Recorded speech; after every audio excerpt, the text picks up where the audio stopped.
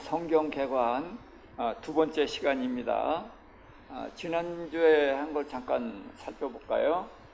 성경은 약속의 책이고 하나님의 책입니다. 그래서 이제 구약과 신약으로 이렇게 나누는데, 구약은 옛 약속이고 신약은 새 약속인데,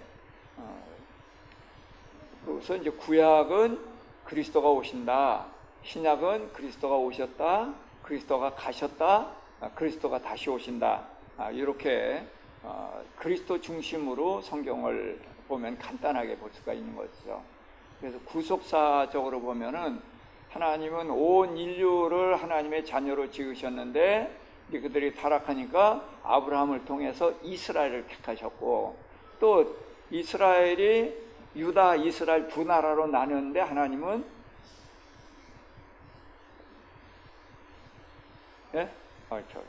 마이크를 가지고 제가 마이크 사용을 안 했네요. 그래서 하나님은 온 인류를 하나님의 자녀로 지으셨는데, 그 인류가 타락하니까 아브라함을 통해서 아브라함의 후손 이스라엘을 부르셨단 말이죠. 근데 이스라엘이 유다와 이스라엘로 나뉘었죠. 그랬을 때 하나님 유다를 택하셨고, 근데 유다도 결국은 멸망에 가거든요. 그러나 하나님은 포기하지 않고 거기 그 중에서 남은 자들이 있었어요. 그래서 그들을 이제 붙잡고, 그러다가 이제 드디어 예수 그리스도가 오시고서 12 제자, 또 이제 초대교회와 열방교회, 온 인류로 해서 이제 그 대상을 다시 넓혀가는 것이죠. 자, 시대적 구분. 자, 천지창조, 이제 구약이 좀 길어요. 천지창조하고 홍수 심판하시고 방주 구원하시고, 그래서 바벨탑을 꼭 기억을 해야 됩니다. 바벨탑이 무슨 나라? 하나님이 없는 나라. 그러고서 아브라함을 불러셔서 하나님의 나라를 시작하거든요. 그래서 족장 시대는 하나님의 나라를 시작하는 시대인 거예요. 그래서 바벨탑과 아브라함을 부르신 것을 꼭 대비시켜서 생각을 하면 되겠습니다. 그래서 성경 전체는 하나님의 나라를 세우시는 이야기입니다. 자, 그래서 이스라엘 백성이 이제 애굽으로 내려가서 종이 된 후에 그들을 이제 구해내시고 시내산으로 올라오시죠. 그래서 시내산에서 1년 이상을 있게 됩니다. 그리고서 이제 그들의 광야를 출발해서 이제 가데스 바네아에서 가나안 땅 정탐한 후로 광야 40년을 이제 방황하는 시간이 되죠. 그리고서 여호수아 시대에 이제 가나안을 정복하는 거죠. 그리고 이제 사사 시대, 이제 오늘 공부할 내용들입니다. 그리고서 이제 통일 왕국 시대와 분열 왕국 시대로 나뉘고, 그 다음에 그 나라들이 다 멸망합니다. 그리고서 이제 바벨론 포로 시대, 또 포로 귀환 시대, 여기까지가 이제 구약의 흐름입니다. 자, 그래서 이제 신약에 넘어오기 전에 중간 시대가 있어요. 한 400년 되는 이 기간에는 하나님이 어떤 이적도 보이시지 않으시고 선지자도 보내시지 않고 천사도 물론 보내지 않아서 암흑시대라고 하죠. 그렇지만 구약 성경 제일 마지막에 엘리야를 보낸다고 약속을 하셨기 때문에 끊어지지 않고 연결이 된 거예요. 그래서 이제 신약 시대가 연결이 되는 것은 이제 침례 요한이 와서 이제 엘리야, 오리라 한 엘리야로서의 역할을 하잖아요. 그걸로 인해서 이제 예수로 연결돼 나가고 이제 초대교회가 시작이 됩니다. 그래서 이제 복음 시대와 초대교회 시대로 이렇게 연결해 넘어가게 됩니다. 자, 구약은 39권. 자, 크게 구분하면 모세오경 5권, 역사서 12권, 또 시가서 또는 지혜서 5권, 대선지서 5권, 소선지서 12권.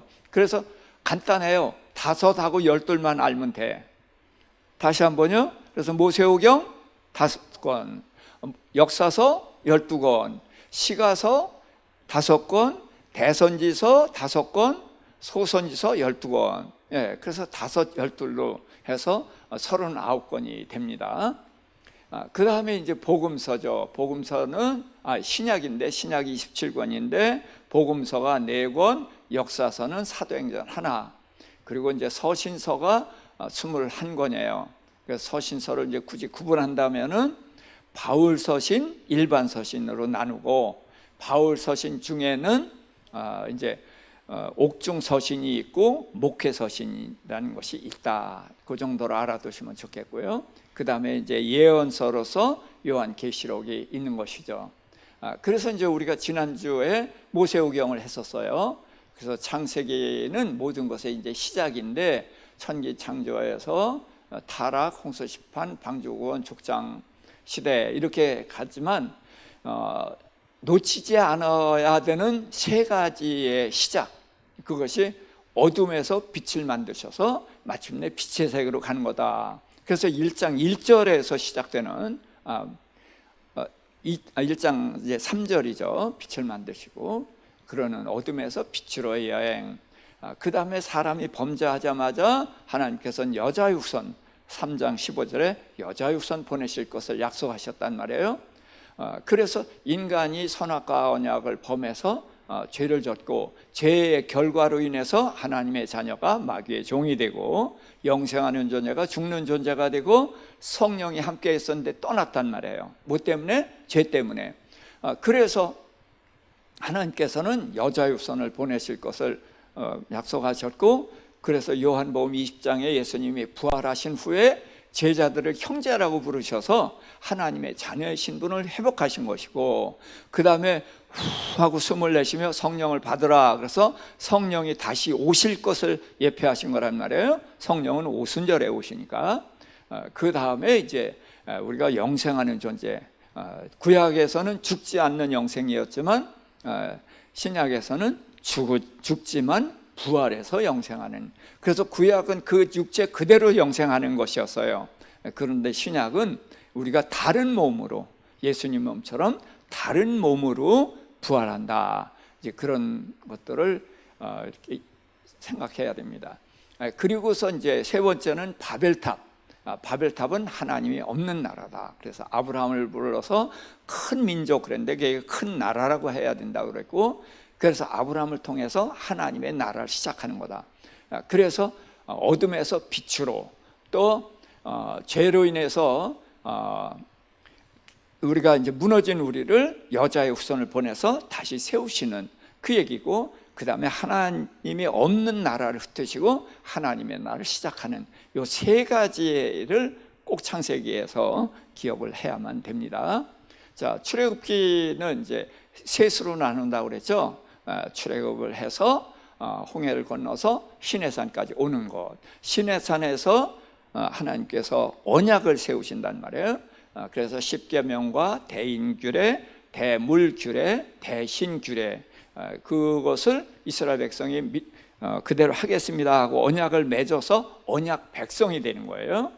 그 다음에 하나님은 성막을 통해서 하나님이 이스라엘 백성과 함께 하시고, 또 이후에 예수 그리스도가 오셔서 우리와 영원히 함께하는 이제 그것을 이제 출애굽기에서 이야기해주고 있습니다. 자, 레위기도 이제 크게 셋으로 구분하는데, 제사입니다. 제사는 5가지 제사가 있는데, 제사는 하나님과 우리와의 만남이 어떻게 되느냐예요. 그래서 이제 속죄제는 죄를 사하시는 것이고, 화목제는 하나님과 우리가 화목하게 되는 것이고, 그 다음에 이제 번제라든지 이런 것은 하나님을 우리가 어떻게 섬겨야 되느냐, 그런 하나님과의 만남에 대해서 하고 있거든요.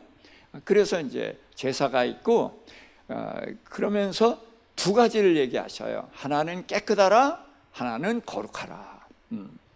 그래서 이것이 성경 전체의 또한 흐름입니다. 우리가 죄인이기 때문에 반드시 깨끗해져야 돼요. 그래서 깨끗해져야 되는데 어떻게? 피로 깨끗해지죠.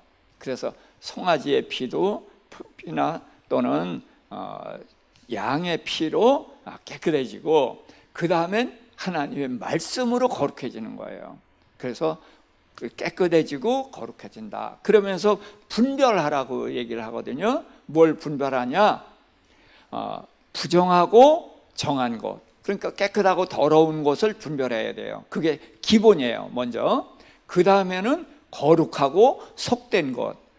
이게 영적인 세계란 말이에요. 그렇게 해서 그 두 가지가 신앙생활에서 이것도 바탕인 거예요. 먼저 깨끗해져야 되는 것이고 그 다음에는 거룩해져야 되는 것이다.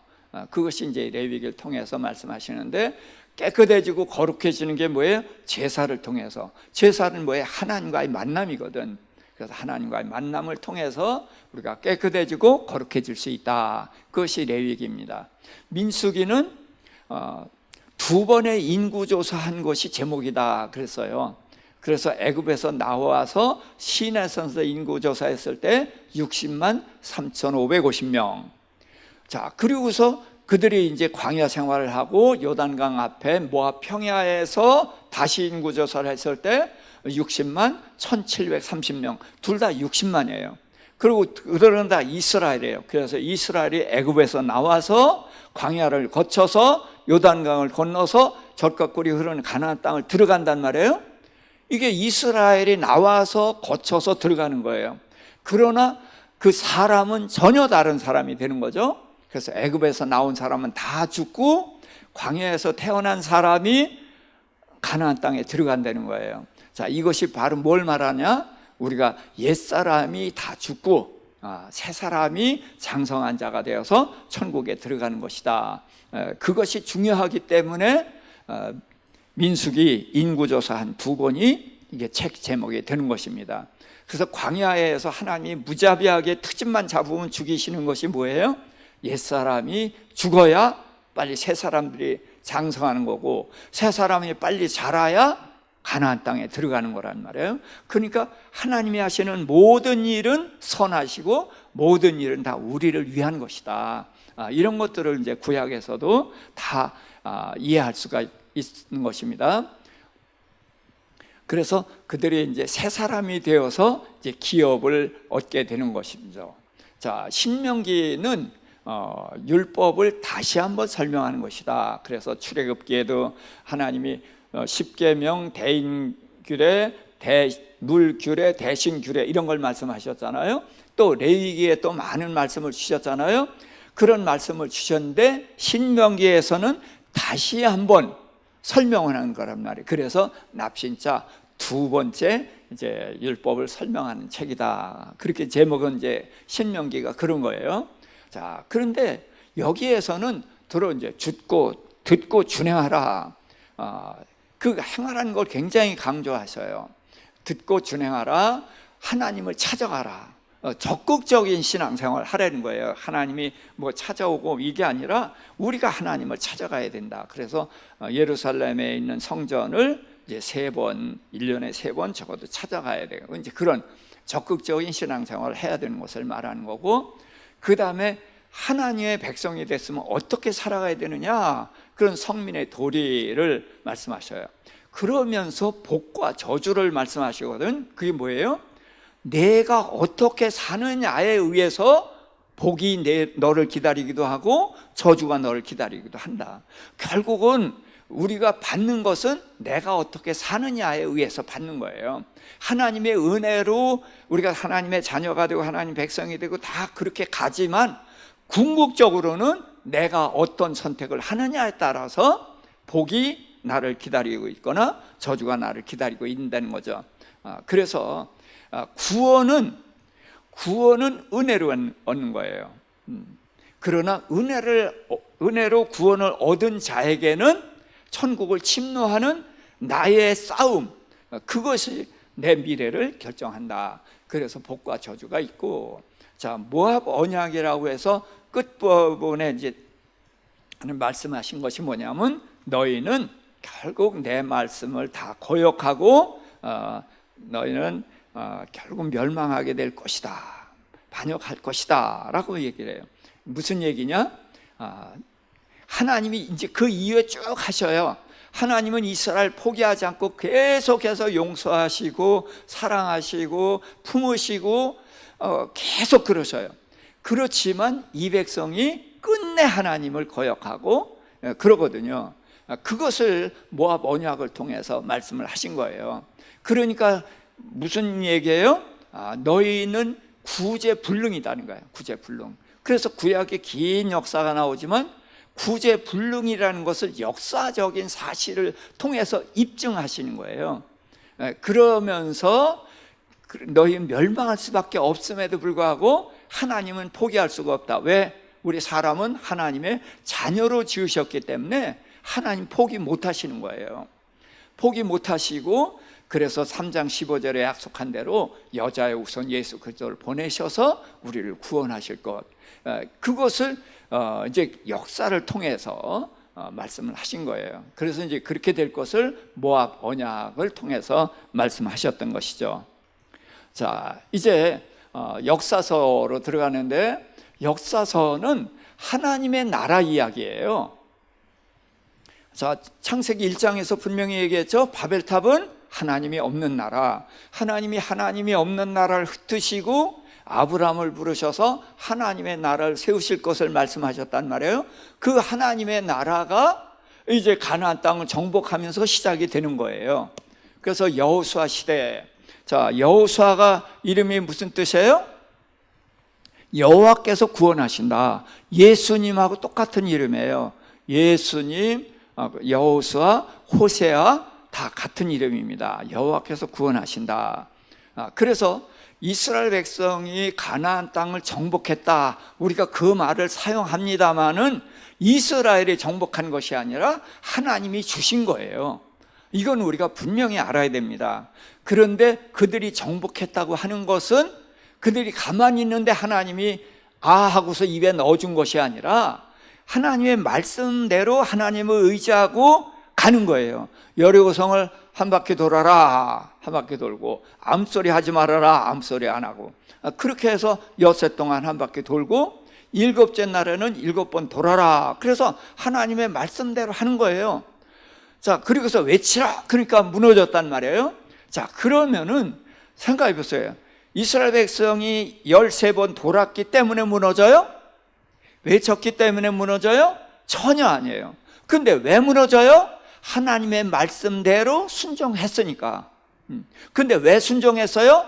그 하나님을 믿고 하나님의 말씀대로 하면은 하나님의 뜻이 이루어질 것을 알았단 말이에요. 어떻게 알았어요? 광야 40년 동안 알았단 말이에요. 그래서 하나님의 말씀을 믿고 하는 거예요. 그래서 이제 그들이 이제 여호수아 시대를 저는 성공 시대 그렇게 말을 해요. 왜 성공 시대예요? 아간 때문에 아이성 전쟁에 패한 외에는 계속해서 이긴 거예요. 그러니까 성공 시대죠. 그래서 우리가 어떻게 하면 성공하느냐? 여호수아 시대 같이 하면 되는 거예요. 어떻게 하면 돼요? 하나님의 말씀대로만 하면은 성공 시대가 되는 거예요. 그래서 이제 1장부터 5장까지는 요단을 건너는 이야기. 자, 홍해를 건널 때와 비교가 되죠. 홍해를 건널 때는 하나님께서 바람을 불어서 양쪽으로 물이 갈라지게 했어요. 자, 그러고서 애굽 군대를 동원하셨거든. 왜 동원하셨어요? 아무리 하나님이 물을 갈라놓고 그래서도 이스라엘 백성 뭐 건너가라 그러면 건너갔겠어요? 안 건너가요. 저 물이 언제 합쳐질 줄 알고, 지금 이 벽보다 더 높은데 물이 그 물 사이로 어떻게 가요? 안 간단 말이에요. 근데 애굽 군대가 쫓아오니까 사는 길은 그 길밖에 없으니까 그때는 물이 안 보이고 살기 위해서 물속으로 뛰어들어가게 한 거거든. 그러니까 내 의지로 홍해를 건넜어요? 하나님의 은혜로 건넜어요? 은혜로. 그래서 우리가 침례받는 건 뭐예요? 하나님의 은혜로 구원을 받은 거예요. 홍해를 건넌 거예요. 이게 침례거든요.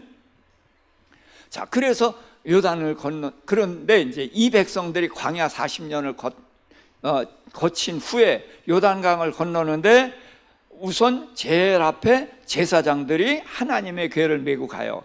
그때가 이제 요단강이 범람을 하거든요. 범람할 때는 물이 무슨 색깔이겠어요? 예, 흙탕물이란 말이에요. 시뻘건 그냥 물이 막 넘쳐 흐르는데 그 보기만 해도 무섭잖아요. 근데 제사장들이 어떻게 해요? 그 물로 들어갑니다. 첨벙하고 밟으니까 그 물이 위에서 끊어져서 눈처럼 쌓여요. 이 백성들은 거기를 건너는 거예요. 그 물이 언제 다시 쏟아질 줄 알고 건너요? 믿음으로 건너는 거거든요. 그래서 요단강을 건너는 것은 믿음으로 건너는 거예요. 홍해를 건넌 것은 은혜로 건너는 것이고, 이거에 대한 차이를 분명히 알아야 되는 거예요. 그래서 이들은 믿음으로 이제 건너갑니다. 건너가가지고 만나를 먹었는데, 만나를 언제까지 먹었죠? 요단강 건너기 전까지 먹었다. 요단강 건너가서도 먹었다. 어떤 거겠어요? 요단강을 건너가서도 먹었어요. 요단강을 건너가서 그들이 그 곡식을 베어서 그걸로 유월절을 거기서 지켰어요. 유월절을 지키고 그 땅의 곡식을 먹은 후에 만나가 그쳤어요. 왜? 이제는 하나님께서 그 땅의 곡식을 주시는 거거든요. 그 농사를 누가 졌어요? 하나님이 지었어요? 아니요. 가나안 족속들이 농사를 다 져놓고, 그랬는데 누굴 위해서? 이스라엘 백성들을 위해서 농사를 다 져놓고, 그러고서 잡수세요 하고 주는 거거든요. 자, 그거를 먹고 그들이 이제 길갈에서 할례를 하거든요. 길갈은 여리고성 앞에예요. 그때 하나님께서 내가 이스라엘의 수치를 굴러가게 하였다, 그런 말씀하셨어요. 그러니까 애굽의 수치를 사라지게 했다는 거예요. 자, 그러니까 애굽의 수치가 뭐죠? 종노릇한 거 애굽의 수치예요. 자, 그런데 종노릇 했기 때문에 할례를 했기 때문에 종노릇 했어요? 아니에요. 할례를 안 해서 종노릇 했어요? 아니에요. 종노릇과 할례는 관계가 있어요, 없어요? 없어요. 그러니까 할례한 것과 종노릇은 관계가 없으니까 애굽의 수치는 종노릇한 얘기가 아니란 말이에요. 그럼 뭐가 애굽의 수치예요? 애굽에서 나온 사람들은 다 할례를 했죠. 할례가 뭐죠? 하나님께서 젖과 꿀이 흐르는 가나안 땅을 주신다는 약속을 믿는 표예요. 그리고 할례는 하나님의 약속을 믿는데 어떻게 믿어요? 목숨 걸고 믿는 거예요. 자, 그런데 이 사람들은 애굽에서 그 할례를 다 하고 그리고 홍해를 건너서 나왔지만, 그들이 하나님의 약속을 믿었어요, 안 믿었어요? 안 믿었어요. 그러니까 할례했기 때문에 죽였다, 그래도 말이 되는 거예요.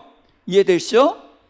할례는 하나님께서 젖과 꿀이 흐르는 가나안 땅을 준다는 약속을 믿는 표인데, 믿음의 표는 가지고 약속은 했으면서 믿지 않으니까 바로 그 언약한 대로 죽는 거예요. 자, 그래서 할례 때문에 죽었다, 그래도 이해가 되는 거죠. 그래서 그들이 할례를 하고 언약을 믿지 않았기 때문에 광야에서 다 죽었던 거예요. 그런데 이제 지금 요단강을 건넌 사람들은 여리고 성 앞에서 할례하고 누워 있거든요. 자, 그럼 생각해 보세요. 창세기에서 세겜 사람들한테 할례를 해놓고 레위하고 시몬 두 사람이 들어가서 성 안에 있는 남자들 다 죽였어요. 두 사람이 관훈장 같은 사람이에요? 아니에요. 전혀 아닌데 할례를 하면 방어 능력이 없어. 근데 지금 이들 60만이 여리고성 앞에서 할례하고 누워 있거든요. 자, 그러면 여리고성에서 칼 들고 나오면 어떻게 돼요? 다 죽어요. 그런데 어떻게 거기서 할례하고 누워 있어요? 믿음 때문에. 뭘 믿어요? 하나님께서 우리에게 젖과 꿀이 흐르는 이 가나안 땅을 준다는 약속을 하셨어요. 그런데 지금 들어오긴 했어요. 근데 이 땅을 받았어요? 못 받았어요? 아직 못 받았어요. 그럼 하나님의 언약이 성취됐어요? 아직 안 됐어요? 아직 안 됐어요. 그럼 우리가 죽을 수 있어요? 죽을 수 없어요? 죽을 수 없어요. 그러니까 하나님께서 약속하신 것이 아직 안 이루어졌으니까 우리는 죽을 수 없어요. 지금 뭐 하느라고 할례했어요?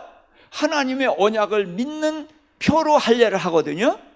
그러니까 이들은 할례를 하되 목숨 걸고 하나님께서 이 땅을 주신다는 것을 믿었단 말이에요. 진짜 할례인 거, 이게 진짜 할례이니까 애굽의 수치가 굴려갔다. 애굽에서는 할례는 했으면서도 언약을 하나도 안 믿으니까 그게 부끄러움이다. 약속을 하면 지키는 것이 자랑스러운 것이고 당연한 것인데, 애굽에서 나온 사람들은 하려는 했으면서도 하나님의 약속을 하나도 안 믿었단 말이에요. 끊임없이 애굽으로 돌아가자, 애굽으로 들어가자 그러면서 우리를 죽이려고 데려가 나왔냐. 그러니까 광야에서 죽이려고 데려가 나왔냐는 무슨 얘기예요? 가나안 땅 가는 걸 믿는 거예요, 안 믿는 거예요?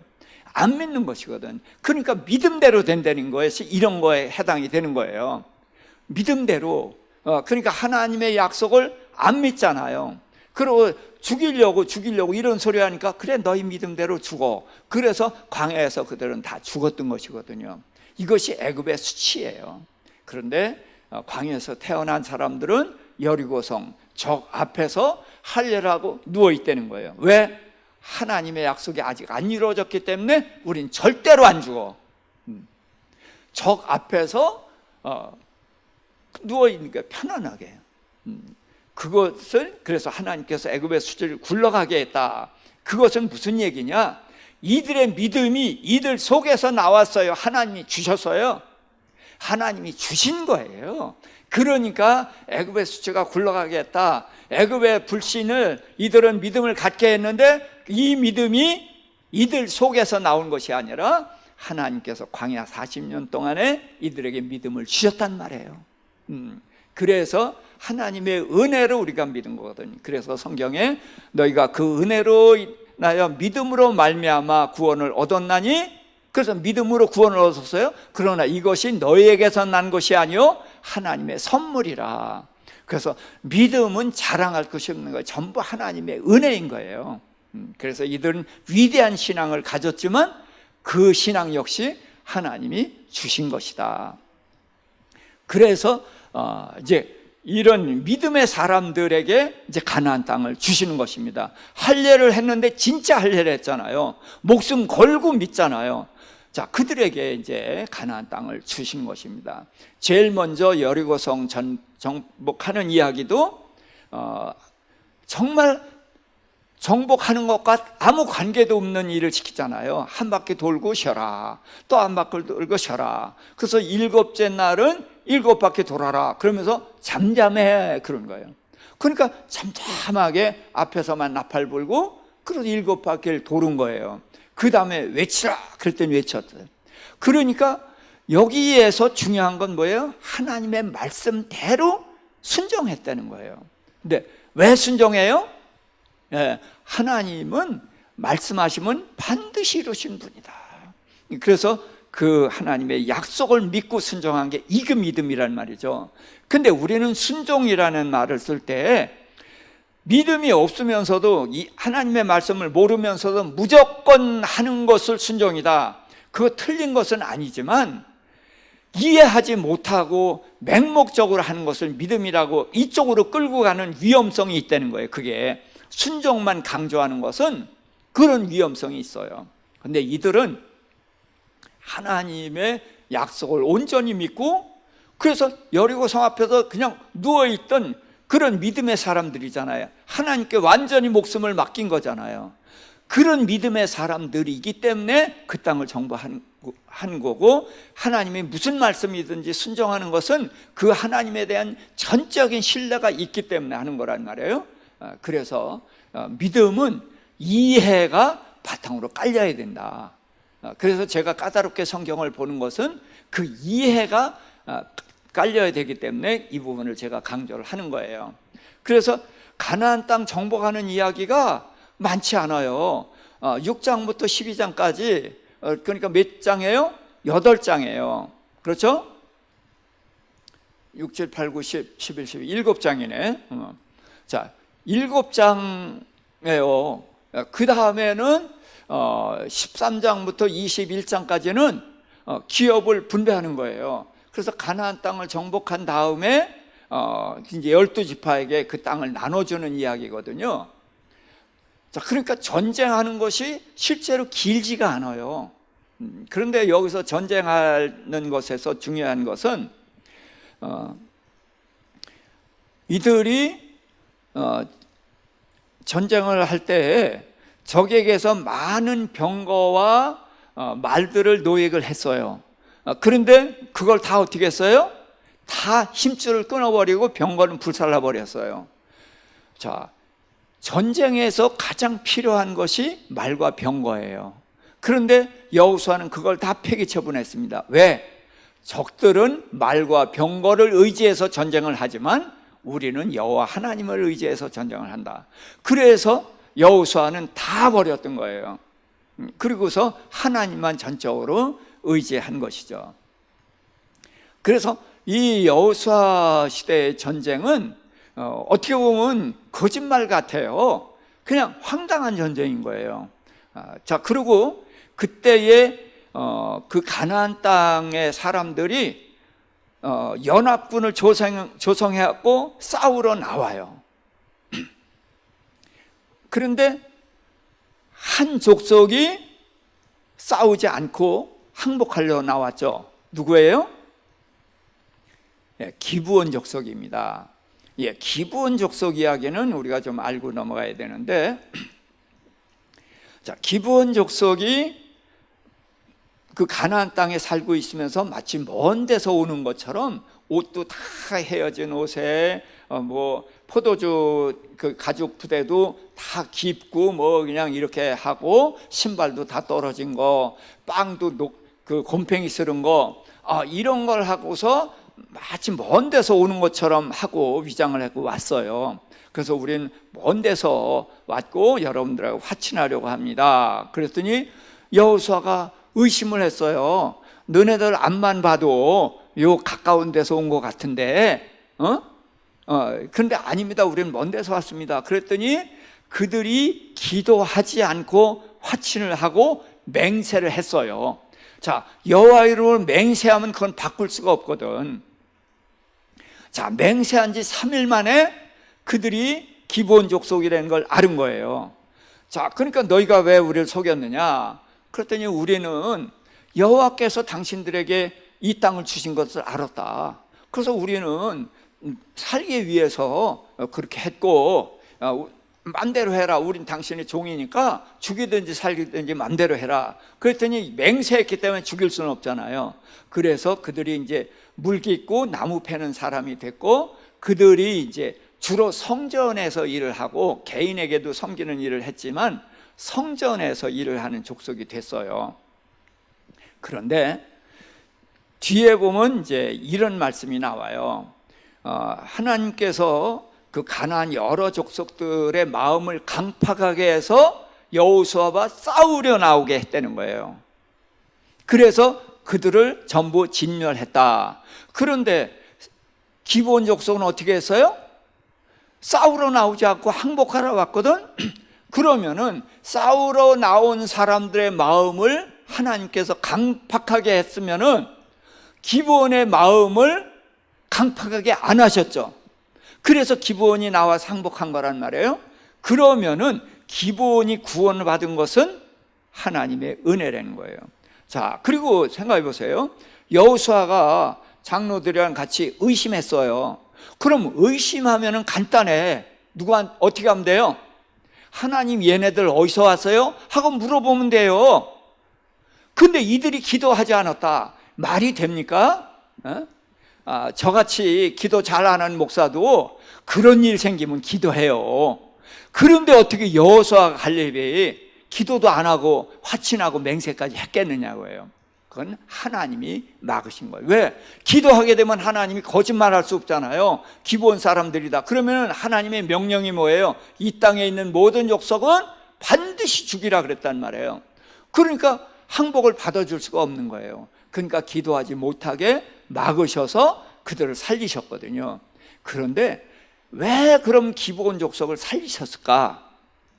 이후에요, 가나안 땅을 다 정복하지 못했거든.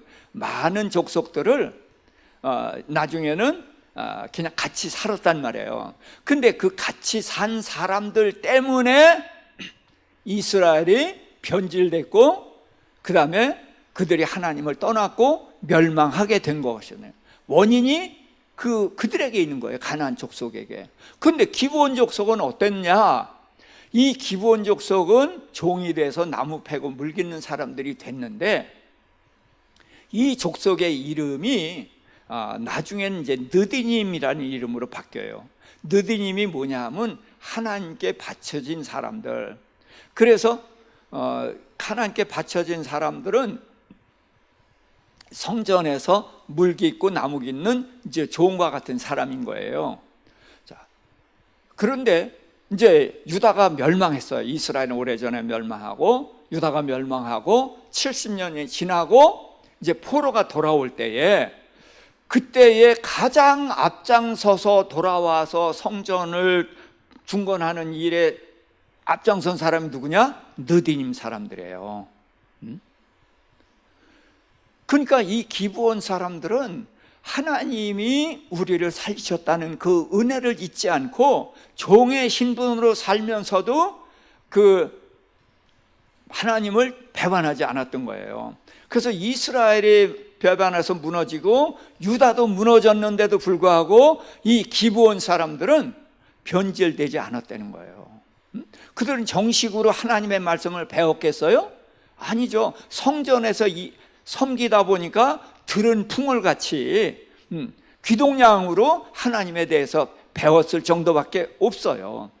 그런데 이들은 자기네들을 하나님께서 멸망하는 대열에서 건지셨다는 것을, 그 은혜를 기억하고, 포로로 잡혀간 다음에는 자유잖아요. 그런데 다시 돌아와서 성전을 재건하는 일에 제일 앞장서요. 제사장 레위인보다 더 앞장서는 사람들이 이 기브온 사람들이에요. 자, 그래서 하나님께서는 하시면은 이렇게 기브온 사람처럼 은혜를 아는 사람들을 구해 주시기를 기뻐하신다. 그래서 우리도 그래요. 구원 받았는데 많은 사람들이 그냥 다 세상과 하나님 나라 양쪽 다리에 걸치고 살잖아요. 그러나 하나님이 정말 기대하시는 것은 기브온 사람처럼 전적으로 하나님의 은혜를 기억하고 하나님을 기쁨으로 섬기는 사람, 종이든 뭐든 가리지 않고, 이젠 자유를 얻었음에도 불구하고 그 자유를 포기하고 다시 종의 신분으로 돌아오는 한이 있어도 하나님을 떠나지 않는 이제 그런 사람들. 그래서 기브온 사람들을 살려주신 이유를 우리가 이제 배경으로 꼭 기억을 해야 됩니다. 그렇게 해서 이제 하나님께서는 가나안 땅을 주고, 이제 나중에 가서 이제 여호수아가 백성들에게 이제 유언같이 마지막 권고를 하는데, 자, 모세오경에서 신명기 끝에 모압 언약을 통해서 너희가 다 하나님을 배반할 것이다 라고 말한 것처럼 여호수아도 똑같은 말을 해요. 이때는 모든 사람들이 하나님의 말씀을 완전히 순종했잖아요. 그래서 백전백승 뭐 그렇게 열심히 했었는데, 여호수아는 너희도 하나님을 배반할 거다, 그러면서 나와 내 집은 여호와만 섬기리라 그랬더니 이들이 우리도 하나님만을 섬기겠습니다. 그랬지만 이제 그 이후 시대에 가서 와르르 무너져 버리고 말거든요. 자, 그래서 여호수아 시대는 성공 시대. 자, 그 다음에 이제 사사기죠. 사사 시대는 악순환의 시대, 이렇게 이야기를 합니다. 이게 어떤 이야기냐면은 지금 이 여호수아 시대 그 땅을 다 점령했잖아요. 그럼 그 땅을 우리의 힘으로 점령했어요? 하나님의 은혜예요. 당연히 하나님의 은혜로 그 땅을 받았어요. 그런데 이들이 하나님의 은혜로 풍성하고 평화로운 삶을 살게 되니까 그 땅에 사람들이 섬기던 우상을 섬기기 시작을 하는 거예요. 그러니까 우상을 섬기면은 망하거든. 그러니까 하나님께서 이방 나라의 손에 지배를 받게 하셔요. 그러면 그 이방 나라의 지배를 받는 게 힘드니까 아이고 하나님 우리가 잘못했습니다, 그리고 우상도 버리고 하나님을 찾아요. 그러면은 하나님이 왕이시니까, 왕을 찾으니까 왕이신 하나님이 사사를 세워서 그들을 구원해 내시죠. 그럼 그 땅에 다시 평화가 온단 말이에요.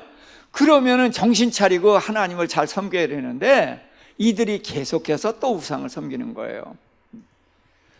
그래서 우상을 왜 섬겨요? 자기를 위해서. 이걸 꼭 기억을 해야 돼요.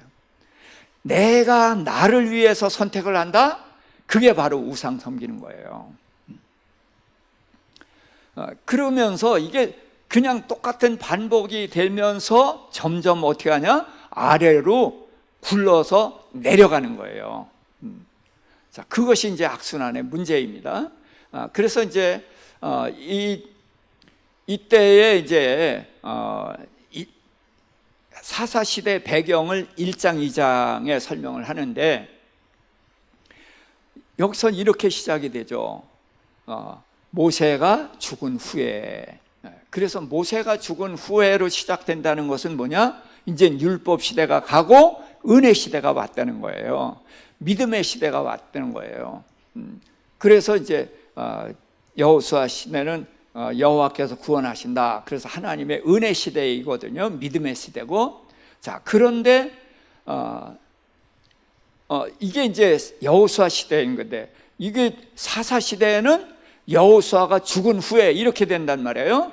그래서 모세가 죽은 후에 이제 율법 시대가 끝나고 이제 믿음의 세대, 은혜가 시대가 시작된 게 여호수아 시대고, 그 다음에 사사 시대는 여호수아가 죽은 후에, 그래서 여호수아가 죽은 후에라는 것은 뭐예요? 믿음의 세대가 죽은 후에, 이제 그런 의미입니다.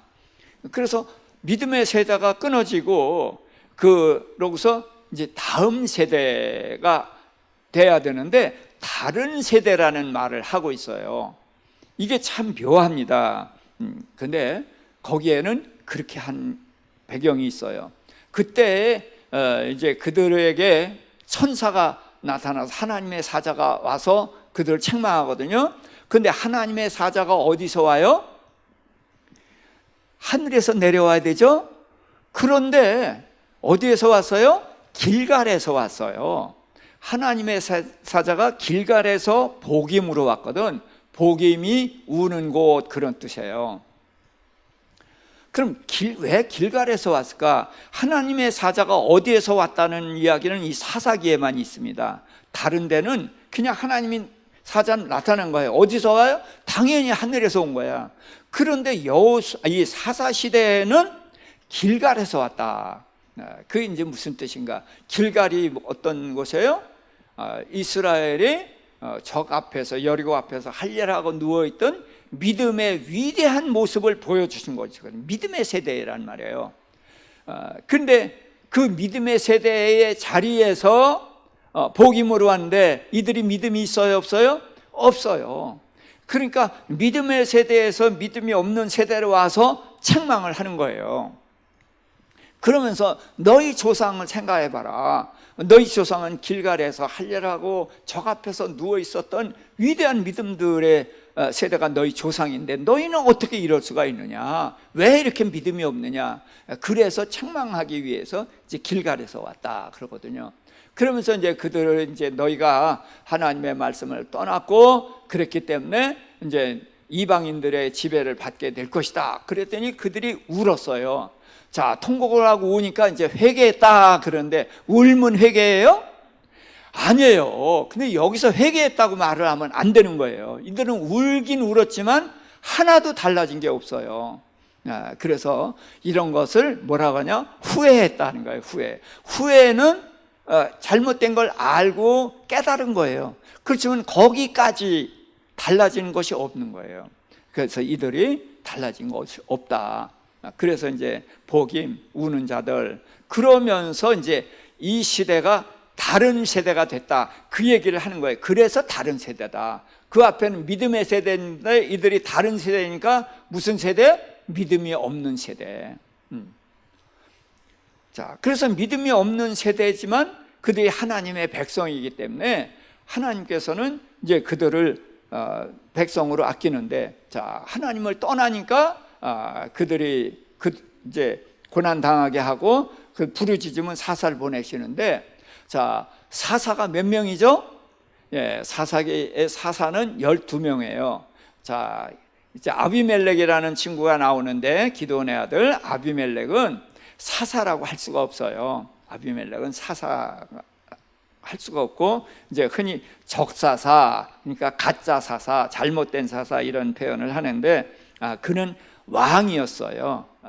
그러니까 사사로 집어넣을 수가 없죠. 근데 사사 12명인데 사사는 대사사, 소사사가 있어요. 그래서 대사사 6명, 소사사 6명이 있는데 그건 전혀 의미가 없어요. 기록이 많으면 대사사, 기록이 적으면 소사사예요. 자, 이거는 의미가 없고, 저는 앞에 있는 6명 사사, 뒤에 있는 6명 사사로 구분을 하는데, 앞에 있는 6명의 사사는 평가가 있어요. 그가 사는 날 동안 그 땅이 태평하였더라, 그런 평가가 있고, 그가 이스라엘을 구원하였더라 라는 긍정적인 평가가 있는 사사가 앞에 사사예요. 6명의 그런 사사가, 그런 평가가 다 있습니다. 그리고서는 뒤에 6명의 사사는 그들도 큰 일을 하고 놀라운 일을 다 했지만 평가가 없어요. 그래서 평가가 있는 사사, 평가가 없는 사사. 그런데 없을 때는 둘 중에 하나예요. 생략할 수도 있거든요. 근데 어떻게 6명을 몽땅 생략을 했겠어요? 그래서 그 6명을 자세히 살펴보면은 칭찬할 근거가 없어요. 뭐가 있어요? 책망할 근거가 있다는 거예요. 그래서 평가가 있는 사사는 하나님이 칭찬하는 사사. 무슨 얘기예요? 사사로서의 본인이 직무를 알고 그 직분을 성실하게 수행하는 사람이 앞에 있는 6명의 사사인 거예요. 그래서 그는 하나님을 위해서, 하나님의 백성을 위해서 일하는 사사의 본분을 분명히 알고 본분대로 사역을 한 사람들이다. 그런데 뒤에 사사 6명은 큰 일을 했어요. 앞에 사사보다 더 큰 일들을 합니다. 그런데 큰 일들을 했는데 그들에게서는 왜 평가가 없냐? 그들을 자세히 들여다보면 그들은 사사 노릇을 자기를 위해서 해요. 그래서 자녀를 많이 낳고 자녀들에게 뭐 나귀를 타게 한다든지 땅을 많이 소유한다든지 이제 그런 자기를 위해서 사사 노릇을 하는 사사들이 있고, 또 삼손 같은 경우가 이제 대표적인데, 삼손은 하나님께서 두 가지를 주셨어요. 하나는 나실인, 또 하나는 사사. 그래서 블레셋 사람에게서 이스라엘을 구해내야 되는 사명을 주셨는데, 자, 나실인이면은 세 가지를 지켜야 되죠. 하나는 술을 먹지 않고, 엄밀히 얘기하면 술을 먹지 않는 정도가 아니에요. 포도나무에서 난 것은 아무것도 먹으면 안 되는 거예요. 하다못해 다른 사람 먹다 버린 씨도 껍질도 먹으면 안 되는 거예요. 그리고 시체를 가까이 해서는 안 되는 것이고, 머리를 깎지 않아야 되는 거예요. 이 세 가지인데, 나실인은 어떤 사람이냐? 나실인의 본분을 행한다고 해서 뭘 주는 게 아니에요. 서원을 하는 사람들은 다 무언가 하나님께 크게 기대하는 것이 있어서 서원을 해요. 대표적으로 한나는 왜 서원을 했어요? 예, 아들 달라고 서원을 했단 말이에요. 그래서 아들 달라고 서원을 해서 하나님이 그 사무엘을 주신 것처럼 많은 사람들이 서원을 하는 것은 하나님께 구하는 것이 있고 기대하는 것이 있어서 서원을 하는데, 나실인은 서원을 다 지킨 다음에 하나님께 더 많은 예물을 드려라, 그리고 이제는 포도주 먹어도 돼, 그거 한 가지밖에 없어요. 그래서 나실인은 뭐냐?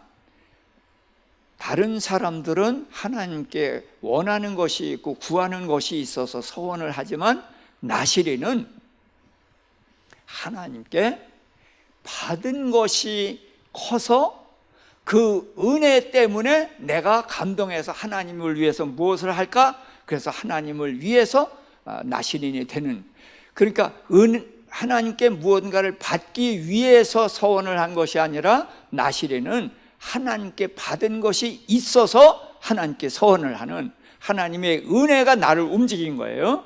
은혜 때문에 움직이는 사람들이 나실인인 거다. 그래서 사실 삼손에게 엄청난 힘을 주시고 그런 은혜를 주신 거예요. 그 부모에게 태교까지 가르쳤거든요.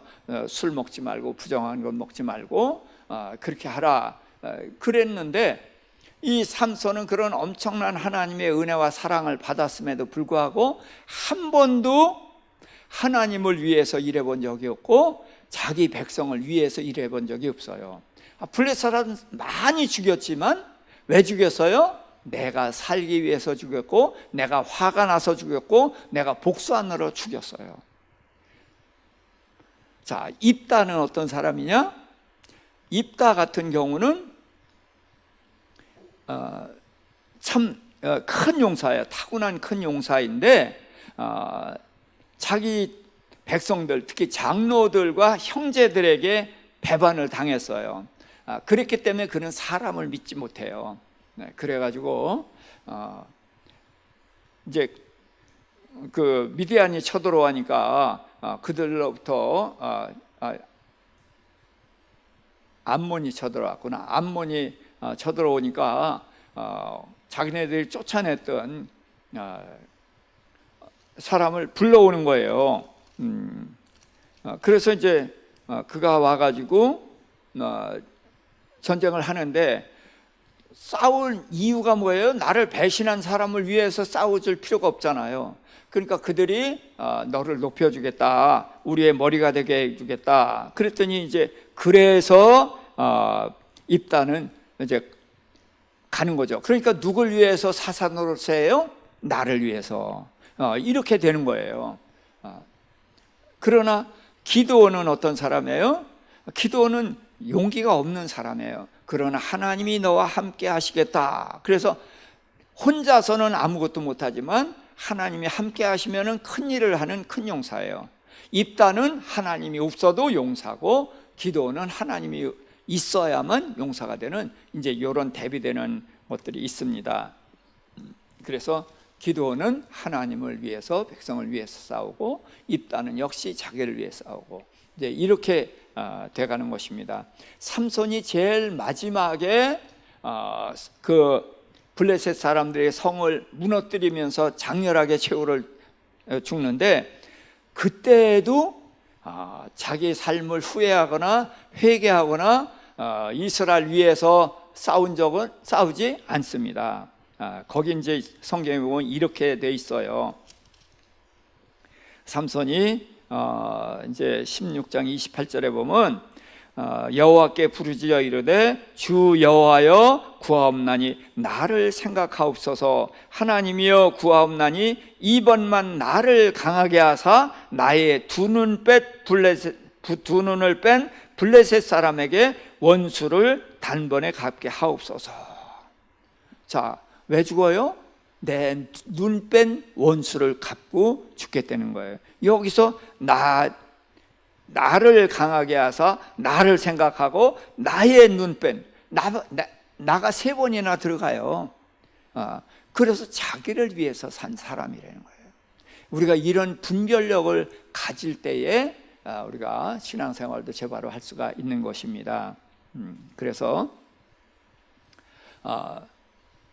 이제 사사는 평가가 있는 사사, 평가가 없는 사사. 그래서 이제 삼손이 마지막 사사인데 기록이 가장 많아요. 4장씩이나 기록을 했는데, 자, 그때의 특징이 뭐냐면 삼손도 하나님을 위해서 하지 않고 자기를 위해서 합니다. 그리고 이제 이 백성들이 고난을 당하면 누굴 찾았어요? 하나님을 찾았어요. 왜? 하나님이 왕이시니까. 그런데 이 삼손 시대에는 이스라엘 백성이 부르짖지를 않아요. 왜? 하나님을 찾지 않은 거예요. 이미 하나님을 잊어버리고 사는 것입니다. 그래서 이제 삼손 시대가 이제 마지막으로 해서 이제 이들이 하나님을 찾지 않으니까 하나님이 그들의 왕이 아닌 거예요. 그러니까 하나님이 그들을 하나님을 왕으로 왕의 자리에서 버리셨거든. 그러니까 하나님도 그래, 너희가 날 버려? 그럼 나도 가만히 있을게. 그럼 너희들끼리 해봐. 그게 이제 17장부터 왕이 없을 때 이런 표현이 나와요. 네 번 기록했는데 17장 6절에 보면 그때는 이스라엘의 왕이 없었으므로 사람마다 자기 소견에 옳은 대로 행하였더라. 이걸 잘못 이해하면 이제 왕이 없을 때니까 왕의 시대가 오는구나, 사울왕 다윗왕 시대가 오는구나, 그런 뜻이 아니에요. 그런 뜻이 아니라 하나님이 이스라엘의 왕이란 말이에요. 제가 일관되게 얘기했지만 하나님이 하나님의 나라를 세우시려고 아브라함을 부르셨단 말이에요. 그래서 지금 여호수아 시대의 가나안 땅을 정복한 것은 이제 정식으로 하나님의 나라가 시작이 되는 거거든요. 그래서 하나님이 왕이신 거예요. 그런데 사사도 하나님의 말씀대로 듣지 않고 이 백성도 하나님을 찾지 않아요. 그러니까 하나님이 할 일이 없는 거예요. 왕이 아니니까. 그래서 뒷짐지고 그래, 그럼 너희들 소견대로 해봐라. 그러니까 사람이 자기의 소견대로 옳은 대로 했다. 그러니까 누가 왕이에요? 사람이 왕인 거예요. 근데 사람이 왕이 됐을 때 얼마나 미친 짓들을 하는지 이걸 꼭 알아야 되는 거예요. 그러니까 그들이 이제 은을 갖다가 은으로 신상을 만들어 놓고 자기 아들을 제사장으로 세워 놓기도 하고, 그러면서 하나님이 복을 주신다는 거예요. 그러다가 떠돌이 레위인이 있으니까 레위인을 제사장으로 앉히고서 내가 하나님이 택한 레위인을 제사장으로 세웠으니 여호와께서 내게 복 주실 거다. 이렇게 자기네들 멋대로 하나님을 떠나지 않아요. 하나님은 입에 늘 붙어 있어요. 하나님 다 말은 하는데 누구 생각대로? 하나님의 뜻과 전혀 다른 내 생각대로 하면서 이렇게 살아가는 때가 이제 왕이 없을 때예요. 이때 얼마나 이제 미친 짓들을 하냐면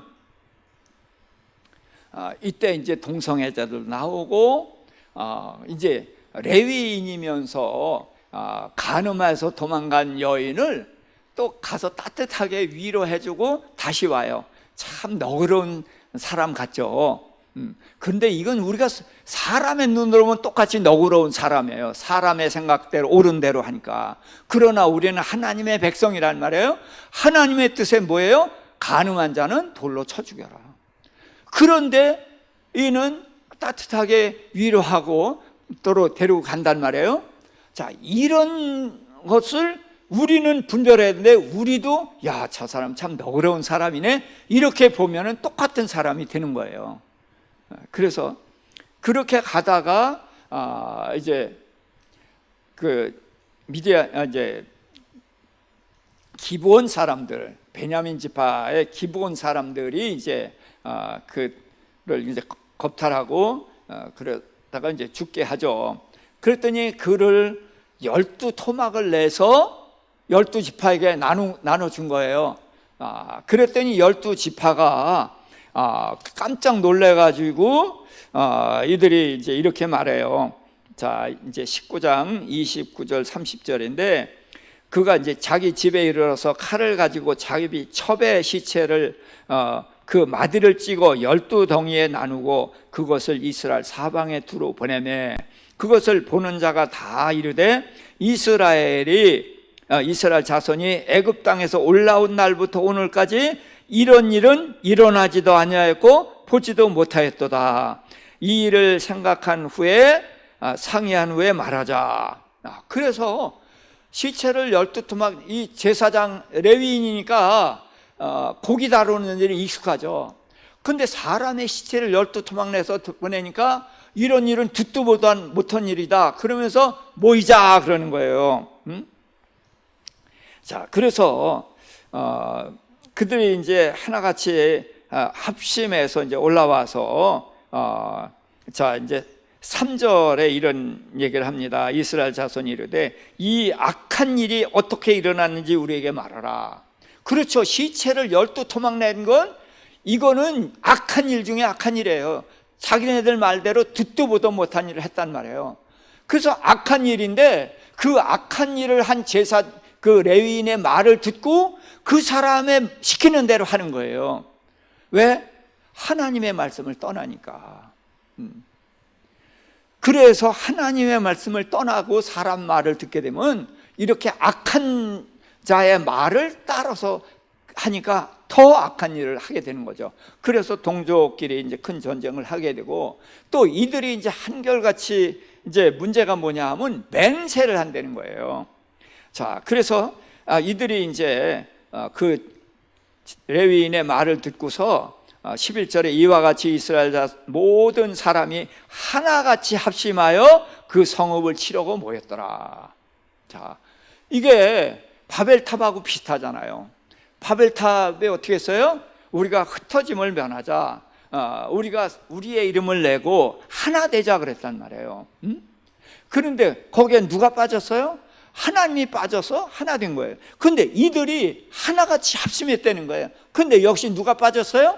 하나님이 빠진 거예요. 이런 짓들을 한다는 거예요. 그래서 하나님께서는 먼저 이제 그들이 먼저 얻어맞게 하시고, 그 다음에는 베냐민을 이제 징계를 합니다. 그랬더니 이들이 베냐민을 어떻게 진멸하는 거예요. 진멸이라는 것은 가나안 땅에 들어와서 가나안 땅에 있는 열 족속은 진멸해야 되는 거예요. 왜? 그들은 죄악이 가득한 족속이고, 그들이 남아 있으면은 우리를 무너뜨리고 우리를 망하게 할 족속이니까 진멸해야 되는 거예요. 악이니까. 그런데 이건 동족이란 말이에요. 동족을 진멸하는 거예요. 성을 불살르고 여자고 어린아이 깡그리 죽이고, 이런 한심한 짓들을 한단 말이에요. 그러고서 나중에 이제 600명이 남았을 때에, 그러고서 이제 그들이 후회를 하는데, 후회를 하면서 뭐라고 후회를 하냐면, 이 일을 여호와께서 하셨다는 거예요. 여호와께서 왜 우리를, 이들을 한 진영을 멸망시키게 하셨는고, 그러면서 그들이 이제 어떤 결정을 하냐면, 우리에게 여기 오지 않은 사람들이 누구냐? 그랬더니 길앗 사람들이 오지 않았어요. 그러니까 이 일에, 이 악한 일에 참여하지 않았으면은 그들은 오히려 선한 뜻을 가졌다고 봐야 되는데, 그들을 남자 깡그리 죽이고, 그 부인들 깡그리 죽이고, 여자만, 처녀들만 400명을 구해가지고 오는 거예요. 그래서 이제 그들 안 내려오셨는데도 아직도 200명이 결혼을 못하게 되니까, 그 다음에 이제 하나님을 섬기기 위해서 이제 산에 가서 춤추는 여인들 중에서 이렇게 봐서 마음에 드는 여자는 납치해가지고 가서 안내를 삼아라. 그래서 신성한 결혼을 약탈혼으로 바꿔놓는 거예요. 이 짓들을 하는 거예요. 왜? 자기네들이 맹세했다고. 그래서 예수님은 이런 것 때문에 맹세하지 말라고 한 것이지, 여호와의 이름으로 맹세하는 것 자체를 하지 말라고 한 게 아니거든요. 그래서 이 사사시대의 모습을 보면서 우리가 뭘 생각해야 되느냐? 하나님이 없이는 사람은 이렇게 한심한 짓들을 한다는 거예요. 절대로 하나님이 없으면 안 된다. 그래서 하나님께서 그래 너희들 마음대로 해봐 해서 이 17장부터 21장까지 이 4장에서 일어나는 짓들을 보면은 지옥 같은 일을 하는 거예요. 그래서 이제 하나님께서는 다시 이제 이스라엘을 일으켜 주고, 여기에서 이제 너희가 하나님이 없으면 절대로 안 된다는 것을 보여주신 거거든요. 이제 그러면서 이제 사무엘서로 넘어가기 전에 이제 룻기가 또 있습니다. 룻기는 제가 이름과 선택, 이름과 삶이라는 제목으로 이렇게 말씀을 드려요. 책마다 특징들이 있는데 이 룻기는 그 사람의 이름이 굉장히 중요합니다. 그래서 세례 요한도, 침례 요한도 아버지의 이름, 어머니의 이름이 굉장히 중요해서 그 말씀을 드렸죠. 그런 것처럼 이 룻기에서는 그 이름이 굉장히 중요합니다. 자, 엘리멜렉과 나오미 부부가 베들레헴에서 살다가 그 땅에 기근이 나니까 흉년을 피해서 모압 땅으로 갔단 말이에요. 자, 그런데 엘리멜렉이 뭐냐? 엘리는 나의 하나님이거든요. 멜렉은 왕이에요. 그러니까 하나님은 나의 왕이시다. 참 좋은 이름이죠. 그런데 이 가나안 땅에 흉년이 들으면은, 왜 흉년이 들었어요? 우리가 이 땅에 흉년이 들으면은 기상 변화 때문에 그런 거야 라고 하지만, 가나안 땅에 흉년이 들었다는 것은 하나님께서 그들에게 돌아오라, 너희가 지금 잘못하고 있으니까 하나님께로 돌아오라는 부르심이란 말이에요. 그래서 하나님께서 우리에게 재난과 고난과 역경을 허락하시는 것은 돌아오라는 부르심이에요. 대부분은 죄에서 떠나라. 또 하나는 우리가 죄가 없는데도 고난이 왔을 때는 우리를 정금 같은 존재가 되게 하려고 그런 역경을 허락하시는 경우가 또 있습니다. 아무튼 이때가 사사시대니까 이스라엘 백성이 끊임없이 하나님을 배반할 때란 말이에요. 자, 그래서 하나님께서 흉년이 들게 했으면 어떻게 돼야 돼요? 회개하고 하나님께로 돌아와야 되는 거예요. 근데 하나님은 나의 왕이시니까 왕의 말씀대로 따라가야 되는데 그 땅을 떠나버렸단 말이에요. 그러니까 이름하고 잘못된 선택을 한 거죠. 그래서 그가 가나안 땅을 떠나서 있는 동안에 자기 죽고 두 아들 죽고 불쌍한 과부 셋을 남겨놓은 거예요. 자, 과부가 불쌍한 사람이기 때문에 언제든지 고아와 과부와 나그네를 도우라, 이 꼽을 때 과부가 반드시 들어가거든요. 근데 과부 중에서도 가장 불쌍한 과부가 자식이 없는 과부예요. 그런데 지금 이제 나오미 남편 없죠? 오르바, 룻 전부 남편이 없어요. 그러니까 과부죠. 근데 뭐가 없어요? 자식이 없어요. 그래서 가장 불쌍한 과부 셋을 남겨놨으니까 엘리멜렉을 통한 교훈이 뭐냐? 하나님을 떠나면 망한다, 미래가 없다, 그거예요. 그래서 그는 하나님은 왕이시라고 했기 때문에, 그런 좋은 이름을 가졌으면서 하나님을 떠났기 때문에 그는 망했다, 그렇게 보면 됩니다. 그 다음에 그의 아내 나오미, 무슨 뜻이죠? 기쁨이에요. 자, 그런데 남편 앞세웠죠. 두 자식도 앞세웠죠. 기쁨이 있어요? 기쁨이 없어요. 그래서 그가 나중에 고향에 돌아왔을 때, 야, 저기 나오미 온다 그랬더니 그가 이렇게 이야기를 해요. 나를 나오미라 부르지 말고 나를 마라라 부르라. 이는 전능자가 나를 심히 괴롭게 하였다. 내가 풍족하게 나갔는데 여호와께서 내게 비어 돌아오게 하셨고 여호와께서 나를 징벌하셨고 전능자가 나를 괴롭게 하였거늘 너희가 어찌 나를 나오미라 부르느냐. 이렇게 탄식을 합니다. 자, 그런데 그가 그런 상황에서도 하나님께서 고향 땅에 곡식을 주셨다는 소식을 듣고 고향으로 돌아가려고 하는 것입니다. 그러니까 곡식을 주셨다는 것을 지금 우리가 들으면 뭘 들은 거예요? 복음을 들은 거예요. 복음을 듣고 하나님께로 돌아가는 것입니다. 근데 나오미 말 맞다나 기쁨이 있어요? 기쁨이 없어요. 고향에서 땅을 다 팔아가지고 나왔으니까 돌아간다고 해서, 풍년이라고 해서 기쁨이 있어요? 여전히 없어요. 그러나 하나님께서는 하나님의 품으로 돌아오면은 기쁨을 회복시켜 주셔요. 그래서 며느리 룻이 손자를 낳아서 품에 안게 해주잖아요. 나오미는 그런 희망이 하나도 없었어요. 그저 고향에 뼈라도 묻겠다 해서 고향 땅으로 돌아온 것을 하나님은 하나님의 품으로 돌아왔다고 보시는 거예요. 그래서 하나님을 떠나면은 망한다, 그게 엘리멜렉이고, 어떤 일이 있어도 하나님께로 돌아오면은 하나님이 회복시켜 주신다, 그게 나옴이란 말이에요. 그래서 이름과 선택. 자, 그 다음에 이제 며느리 오르바와 룻 이야기인데, 자, 오르바는 가젤 영양이라고 야생에 사는 이제 그 영양 이야기인데, 자, 둘 다 참 착한 며느리예요. 또 시어머니가 그들에게 정말 시어머니가 아니라 어머니와 같은 마음으로 며느리를 대했다, 그렇게 알 수가 있어요. 그래서 이제 시어머니가 돌아온다 그러니까 며느리가 다 따라 나서요. 그랬더니 시어머니가 이렇게 며느리들 볼 때에 가슴이 아픈 거야. 이렇게 젊은 것들이 나를 따라가면은 이방 여인이니까 누가 아내로 맞아줄 사람이 있어요, 없어요? 없어요.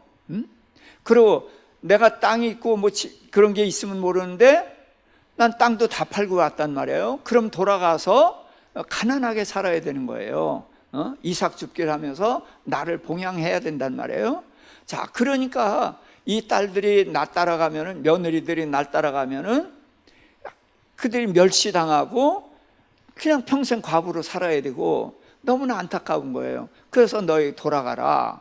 그러니까 이들이 이제 울면서 아닙니다, 우리도 어머니 따라갈 거예요. 그래서 참 이들의 관계는 아름다운 관계예요. 정말 뭐 시어머니와 며느리가 아니라 어머니와 딸처럼 아름다운 관계로 살고 있단 말이에요. 근데 이들이 그렇게 살고 있는데 이제 시어머니가 돌아오니까 따라오는 거죠. 그래서 이제 돌아가라고 그러고 나는 너희로 인해서 너무 가슴이 아프다 그런 거예요. 자, 그러니까 오르바가 내가 따라가는 것이 어머니를 힘들게 하는 거라는 것을 알았어요. 그러면은 내가 그럼 시어머니 말씀대로 이 땅에서 내가 시집 가서 아들 낳고 살 테니까 어머니 내 걱정하지 마세요. 그러고서 오르바는 멈추거든요. 근데 룻은 붙쫓았더라 그랬어요. 자, 그러면은 붙쫓은 룻은 효도죠. 시어머니를 끝까지 따라가니까 효도예요. 그럼 오르바는 뭐예요? 오르바도 효도예요. 시어머니의 마음을 아프지 않게 하려고 딸같이 생각하니까 며느리는 그냥 나랑 같이 살고 손자나 보면서 살기를 원하지만 딸 같은 경우는 어떻게든 재혼해서라도 살게 하고 싶잖아요. 그런 마음으로 권하니까 그 시어머니의 마음을 알고 내가 이 땅에서 그럼 시집가서 잘 살 테니까 어머니 내 걱정하지 마세요. 그러니까 이것도 효도란 말이에요. 내가 굳이 이걸 효도라고 하는 이유는 뭐냐, 룻을 효도라고 보는 것은 똑같은 거라는 거예요. 효도가 아닌 뭔가 다른 게 있다고 나는 보는 거거든. 그래서 오르바도 효도다라는 말을 하는 것입니다. 그러면 룻이 붙여찾는데 룻이 뭐라고 하면서 붙여찾는가 거기를 보도록 할게요. 16절에 보니까 내게 어머니를 떠나며 어머니를 따르지 말고 돌아가라 강권하지 마옵소서. 어머니께서 가시는 곳에 나도 가고 어머니께서 머무시는 곳에 나도 머물고 어머니의 백성이 나의 되고 어머니의 하나님이 나의 하나님이 되리니 어머니 죽으신 곳에서 나도 죽어 묻힐 것이라. 내가 죽는 일 위에 어머니를 떠나면 여호와께서 내게 벌 내리시길 원합니다 그랬단 말이에요. 그러니까 어머니의 신이 나의 신이 되고, 그러니까 이 며느리가 시어머니의 신앙을 본받았다 그렇게 얘기하는데 그렇게 말하면 안 돼요. 15절을 볼게요. 나오미가 또 이르되 보라 내 동서는 그의 백성과 그의 신들에게로 돌아가나니 너도 너의 동서를 따라 돌아가라. 자, 그러니까 오르바가 어디로 돌아갔어요? 자기 백성에게로 돌아갔어요. 또 어디로 돌아갔어요? 자기의 신께로 돌아갔단 말이에요. 그럼 모압의 신이 어떤 신이에요? 그모스 신은 몰렉이라고 해서 사람 잡아먹는 신이에요. 우상이란 말이에요. 그런 우상에게 돌아가라 그랬으면은 이 시어머니가 믿음이 좋은 사람이에요? 아니에요. 그냥 갖다 붙이면 안 된다는 거예요. 시어머니 믿음 없는 사람이에요. 믿음이 없으니까 하나님을 떠난 남편 따라서 떠났지. 그러니까 시어머니 믿음 없는 여인이에요. 물론 하나님을 믿죠. 하나님을 믿는다고 해서 믿음이 좋다고 말할 수는 없잖아요. 얼마나 많은 사람들이 하나님을 믿는데 하나님과 상관없이 살아가는 사람들이 많은가, 그런 것들을 볼 수 있는 거예요. 그러면은 룻은 뭐냐? 이름이 친구라는 이름이에요. 자, 친구는 좋을 때만 친구이면 안 되죠. 그래서 룻이 시집을 왔을 때는 신랑도 있었고, 물론 신랑 보고 시집을 왔고, 또 시아주버니도 있었고, 또 재산도 좀 있었단 말이에요. 시아버지는 죽었지만 그 재산도 있고, 그러니까 시집을 왔던 거예요. 그런데 시집을 왔는데 다 없어지고 시어머니, 부양해야 되는 시어머니만 남은 거예요. 그런데 룻은 붙여쳤다. 이게 뭘 얘기하냐? 제가 친구 얘기를 하면 그런 얘기를 할 수 있어요. 제가 이제 한때 좀 잘 나가고 뭐 정치한다고 그래서 평통 자문위원도 하고 뭐 이런 거 하고 그러니까 친구들이 제 주위에 많았어요. 동창회들이 저를 이제 동창회장으로 만들기도 하고 그랬는데 제가 이제 신학을 하면서 또 이제 이렇게 재산도 없어지고 그러니까 친구도 가을잎 단풍 떨어지들 다 우수 다 떨어지더라고요. 그러니까 결국은 그들은 내 친구가 아니라 내 명예나 내 재물의 친구였다는 거예요. 그런데 하나님께서 이제 요한복음에 보면은 제자들에게 너희는 내 친구다. 그러면서 친구는 뭐가 친구냐? 친구를 위해서 목숨을 버린다. 그래서 나는 너희를 위해서 목숨을 버리니까 너희도 친구를 위해서 목숨을 버리는 것이 마땅하다. 그래서 예수님은 제자들을 위해서 목숨을 지었고 제자들도 나중에 예수님을 위해서 목숨을 내놓잖아요. 이게 친구 관계란 말이에요. 친구 관계는 좋을 때만 친구가 아니라 한 번 친구가 됐으면 끝까지 가는 게 친구란 말이에요. 그러니까 지금 룻이 시어머니를 붙여친 것은 시어머니한테 뭐 기대할 것이 있어서 쫓아가는 게 아니란 말이에요. 내가 선택할 때에 나는 신랑을 선택했지만 신랑 하나만 선택한 게 아니라 신랑에 속한 모든 것을 내가 선택했단 말이에요. 근데 좋은 건 다 없어지고 내가 부양해야 되는 시어머니만 남았지만 내가 선택한 것이기 때문에 나는 끝까지 내가 선택한 것을 붙잡겠다. 이것을 하나님이 귀히 여기신 거다. 난 그렇게 보는 것입니다.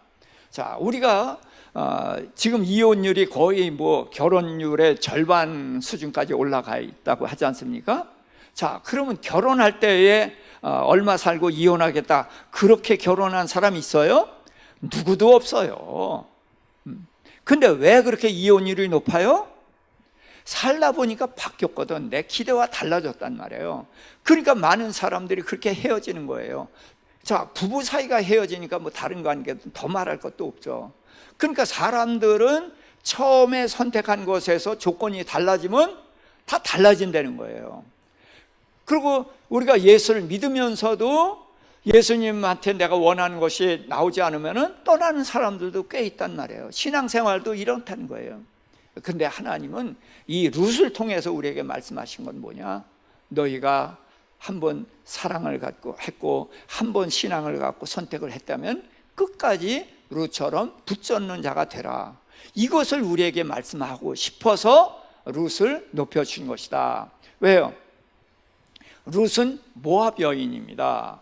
자, 신명기 21장인가 보면은 이런 말씀이 있어요. 너희는 이제 모압 암몬 족속들은 이 유대교로 개종을 한다 할지라도 절대로 총회에 들어올 수가 없다. 총회는 이제 지도자가 되는 걸 말하는 거예요. 그러면서 절대로 지도자가 될 수 없다. 10대뿐만 아니라 영원히 안 된다는 거예요. 그러면은 모압 여인인 룻이 다윗의 족보에 올라올 수 있어요, 없어요? 절대로 안 되는 거예요. 근데 이런 여인을 다윗의 족보, 할머니의 족보로 올리셨단 말이에요. 자, 그럼 좀 그렇고 또 과부잖아요. 근데 자, 성경에 보면은 여자 이름으로 쓰여진 책이 2권 있어요. 룻기하고 에스더서예요. 자, 에스더는 유대 여인이고 또 큰 나라의 왕비가 됐고 또 자기 백성을 위기에서 구해냈단 말이에요. 그러니까 그건 책으로 나올 만한 가치가 있어요. 근데 룻은 우선 모압 여인이고 과부고 그냥 한 가정의 여인에 불과한 거예요. 그런데 어떻게 룻을 책의 이름으로 썼느냐? 그것은 룻을 높여야 될 만한 분명한 이유가 있다는 거예요.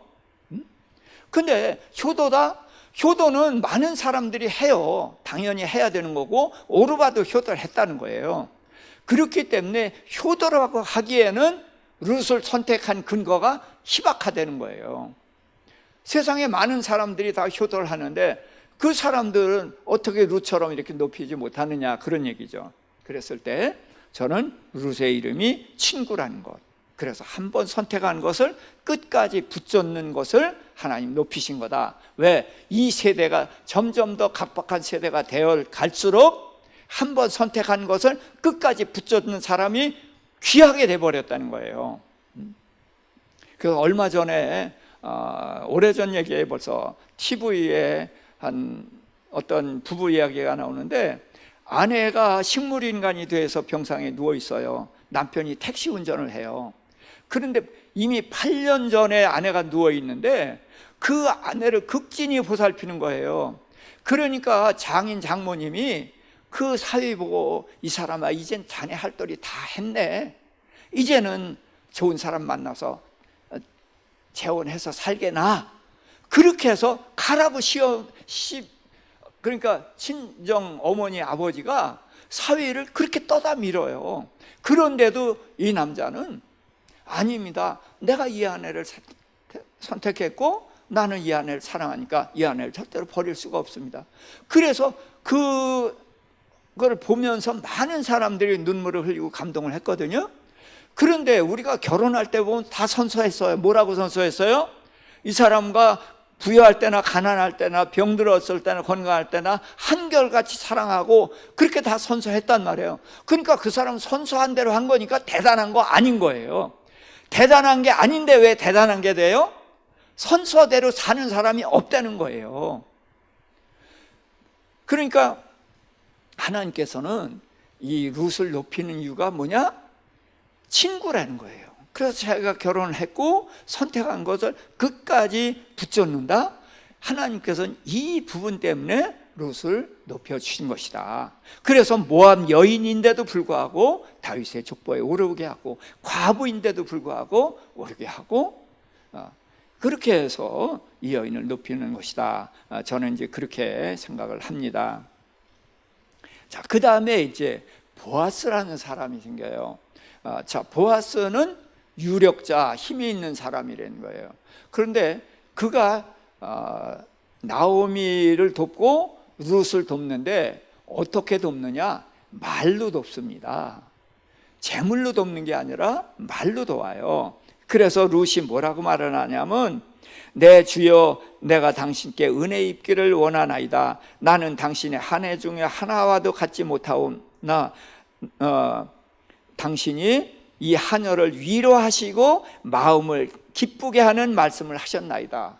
그래서 말로 위로하고 마음을 기쁘게 했다는 거예요. 예, 이게 보아스의 강점입니다. 재물이 있다고 재물로 펑펑 도와주는 게 아니에요. 그가 왔을 때에도 이제 그를 하나님의 율법 안에서 도와줍니다. 그리고 나중에는 이제 그를 아내로 맞아서 이제 다윗의 족보에 오르게 되는데, 그때에 기업 물을 자가 또 한 사람이 있는 거예요. 그래서 기업 물을 자는 우선 형제간입니다. 형제가 이제 없으면은 친척간이에요. 사촌, 육촌, 팔촌. 그런데 이 보아스는 8촌쯤 되고 6촌이 되는 형제가 또 있는 거예요. 그러니까 보아스는 내가 기업 물을 짠 맞지만 나보다 더 앞선 사람이 있다. 그러니까 그 사람이 룻을 아내로 맞아들이면 그렇게 할 거고, 그 사람이 만일에 너를 아내로 맞아들이지 않는다면 내가 그 책임을 다 할게. 그렇게 해서 룻을 돌려보냈단 말이에요. 그리고 이제 그 사람을 성문에 있다가 이제 불렀어요. 그래서 이제 4장 1절입니다. 보아스가 성문으로 올라가서 거기에 앉아있더니 마침 보아스가 말하던 기업 물을 자가 지나가는지라. 보아스가 그에게 이르되 아무개여 이리로 올라와 앉으라 하니 그가 와서 앉음에 보아스가 그 성읍 장로 10명을 청하여 당신들 여기도 앉으라. 자, 기업 물을 자가 있는데 보아스는 장로들 10명을 초대해 놓고 그 사람을 불렀어요. 자, 근데 그 사람을 불렀는데 아무여 그랬어요. 이름이 아무도 있습니까? 분명히 이름을 불렀어요. 그런데 성경이 아무여라고 그렇게 써놓거든요. 무슨 얘기냐? 이게 보아스가 그 기업물을 잘 보고 그를 불렀고 그가 올라왔다, 이렇게 쓸 수가 있어요. 그런데 성경에서 아무여, 아무개여 이렇게 부르는 것을 했으면은 이름을 불렀다는 거예요, 분명히. 근데 왜 이름을 안 써요? 이거를 우리가 알아야 되는 거예요. 모세가 하나님의 산에 올라가서 40일 동안 하나님과 함께 있었을 때 백성들이 금송아지 만들고 뛰놀았단 말이에요. 그때에 이제 네 백성이 타락했다. 그래서 내가 그들을 싹 쓸어버리고 모세 너울부터 새로 시작하겠다. 그랬더니 모세가 하나님께 탄원을 하면서 하나님, 이 백성들의 죄를 사하여 주옵소서. 그렇지 아니하시려거든 내 이름을 하나님의 책에서, 생명책에서 이름을 지워버려 주세요. 그랬더니 누구든지 내 뜻대로 행하지 않는 자는 내 책에서 이름을 지워버리리라. 그래서 성경에서도 이름을 지워버린다는 말이 여러 번 나옵니다. 그리고 실제로 이름을 지운 사람이 두 사람 나와요. 하나가 이 아무여입니다. 그도 이름이 있어요. 이름이 있는데 왜 아무여예요 라고 써요? 이 책이 하나님의 책이거든. 하나님의 책에 그런 사람의 이름을 쓸 수가 없다는 거예요. 그래서 지운 거예요. 그래서 지워서 아무개요라고 하는 거거든요. 그 다음에 예수님이 부자와 거지 나사로 이야기를 합니다. 자, 그래서 거지는 원래 이름이 없어요. 자, 거지 이름이 둘 나오는데 하나는 나사로고 하나는 바디메오예요. 실제로 있었던 바디메오라는 사람이 있는데 바디메오는 이름이 아니에요. 바는 아들이에요. 그래서 디메오의 아들인 거예요. 그래서 소경 거지는 이름이 없어. 아무개의 아들, 그래 버리는 거예요. 그런데 이 나사로라는 이름이 있어요, 거지는. 그런데 부자는 부자라고만 부르지 이름이 없습니다. 왜 그래요? 부자는 가난한 자를 도우라고 부자를 세운 거예요. 그런데 그는 부자라서 자기만을 위해서 살았단 말이에요. 그래서 그는 지옥에 떨어지고 나사로는 아브라함 품에 들어간 거예요. 그래서 아브라함이요, 아버지요. 그러니 아브라함을 아버지라고 부르니까 그도 하나님의 백성이거든요. 그래서 나사로의 손에 물 한 방울만 찍어서 내 혀에 떨어뜨려 주세요. 그러니까 그도 아브라함의 자손이니까 하나님의 백성이에요. 그런데 그 물 한 방울도 안 된다고 하거든요. 무슨 얘기예요? 하나님의 뜻대로 살지 않았다는 거예요. 하나님께서 재물을 줬을 때는 그 재물을 가지고 하나님의 일을 하라고 한 건데 그 재물을 가지고 저만 일해서 했기 때문에 이름을 지어버린 것이에요. 자, 이런 것처럼 이 기업물을 자는 롯을 아내로 맞아들여서 그의 아들을 낳아주고 팔아버렸던 땅을 되찾아서 그 기업을 물려주게 해야 돼요. 그럴 능력이 있어요. 그런데 그는 뭐라고 얘기하느냐? 밭을 사라 그랬더니 사겠다고 하다가 그 밭을 룻에게 낳은 아들에게 물려줘야 된다 그랬으니까 내 기업에 손해가 될까 하여 못하겠다, 그렇게 얘기를 해요. 그러니까 그는 누구를 위해서 하는 사람이에요? 자기만을 위해서 하는 거예요. 그 재물이 누구 거예요? 자기 거라고 착각하지만 하나님이 그에게 맡기신 거란 말이에요. 그래서 하나님은 그의 이름을 지워버리신 거거든요. 그래서 룻기에는 이름 지운 사람이 나온다. 그래서 보아스는 힘이 있는 자라는 뜻의 이름인데 그 이름을 가지고 도움이 필요한 룻과 나오미를 도와주고 대가 끊어져 가는 엘리멜렉의 대를 잇게 해주는 그런 사람이라는 거죠. 그런데 이름이 없는 자는 그런 능력이 있음에도 불구하고 자기만을 위해서 그 능력을 쓰겠다, 그렇기 때문에 이름을 지어버린 것이다. 그래서 이 룻기를 통해서 우리가 배워야 되는 것은 모든 사람은 이름이 있는 것처럼 그 사람의 삶의 길이 있다는 거예요. 그래서 자기 삶에 합당한 그 길로 가야 되는 거예요. 하나님께서 저한테는 성경을 가르치는 이걸 주셨어요. 전 그러니까 이제 여기에 전심전력해서 이 길로 가는 것인데, 그렇게 해서 이 하나님의 말씀을 전해서 사람들이 하나님의 말씀을 깨닫고 일어서고 이제 하나님의 말씀대로 살아가게 하면은 그게 이제 하나님이 제게 주신 달란트를 다 하는 거예요. 그런데 제가 이제 또 아직 유명한 사람이 안 된 것은, 제가 유명한 사람 되면 변질을 낼 것 같아서 유명한 사람 안 만드시는 건지도 몰라요. 많은 사람들이 유명한 사람이 되면은 강사로 초빙받게 되면은 굉장히 많은 것을 요구합니다. 그렇게 예우를 해주지 않으면 안 가요. 그러면은 나는 그 사람이 걱정이 되는 거예요. 그 사람이 유명인사가 된 것은 물론 그 사람이 노력을 했겠지만 하나님이 주시지 않으면 못 되는 거예요. 그렇게 유명인사가 되고 사람들에게 인정받게 된 것도 하나님이 주신 것이란 말이에요. 그랬으면은 하나님을 위해서 또 그 사람들을 위해서 그걸 써야 되는데 자기를 위해 쓴다? 그러면은 그 사람 생명책에서 이름이 지워질 수도 있다는 거죠. 그래서 하나님이 저를 이렇게 높여주지 않으시는 이유가 아직은 내가 안 된 수준이 안 되나 보다. 내가 높아지면은 우쭐해서 잘못하면 이름이 지워질까 봐 하나님이 나를 높여주지 않는가 보다. 그런 생각도 해봅니다. 그래서 룻기를 통해서는 하나님께서 각자에게 주어진 길이 있다. 그래서 엘리멜렉처럼 하나님의 백성이니까 하나님을 떠나면 절대로 안 된다. 하나님을 떠나면 망한다. 그 얘기가 엘리멜렉이고, 자, 누구든지 하나님께로 돌아오기만 하면은 기쁨을 주시고 회복시키신다. 그게 나음이에요.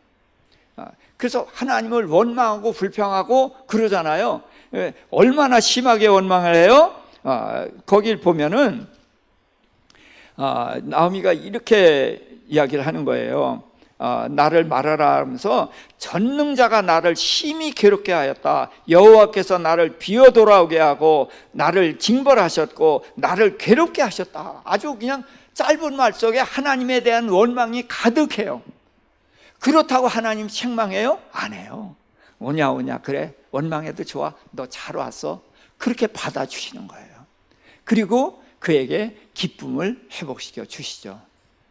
그래서 중요한 건 뭐냐? 하나님을 원망하냐 안 하냐, 이게 중요한 게 아니에요. 하나님께로 돌아오느냐 떠나느냐, 이게 가장 중요하다는 거예요. 두 사람을 통해서 이걸 말씀해 주신 것이고, 그 다음에 보아스는 가젤 영양처럼 그냥 자연 세계로 돌아간 거예요. 착하게 살았고 세상에서 살다 가는 거예요. 근데 룻은 붙여찼다. 내가 선택한 것을 끝까지 놓지 않고 붙여찼다. 그것을 귀하게 여겨서 하나님이 룻을 높여주신 것이고, 그래서 모압 여인이 다윗의 족보에 오르는 특별한 종을 그에게 주시는 것입니다. 그러면서 오늘날 우리에게도 환경이 변하고 조건이 변했다고 너희 마음도 변하지 말아라. 그래서 끝까지 붙잡는 그런 삶을 살라. 그것이 룻을 통한 우리의 교훈이다. 그리고 이제 보아스, 하나님이 보아스에게 힘을 주신 것은 도움이 필요한 사람을 도와주러 한 거다. 그래서 보아스는 말로 도와주고 물질로 도와주고 자기 아내로 맞아서 삶을 통해서도 도와주는 것입니다. 그러나 아무개라는 사람은 그럴 능력이 있음에도 불구하고 자기만을 위해서 살았기 때문에 이름을 지어버렸다. 그래서 능력이 있는 자의 삶의 두 모습을 보여주는 거예요. 그래서 하나님을 위하고 하나님의 말씀대로 도움이 필요한 사람을 돕고 섬기는 사람을 하나님이 높여주시고, 그러나 그런 능력을 주셨음에도 불구하고 그 능력을 자기만을 위해서 쓰겠다 하는 사람은 생명책에서 이름을 지워버린다. 그래서 룻기는 이름과 선택, 그것을 우리에게 가르쳐주는 책인 것입니다. 오늘은 여기까지만 하겠습니다.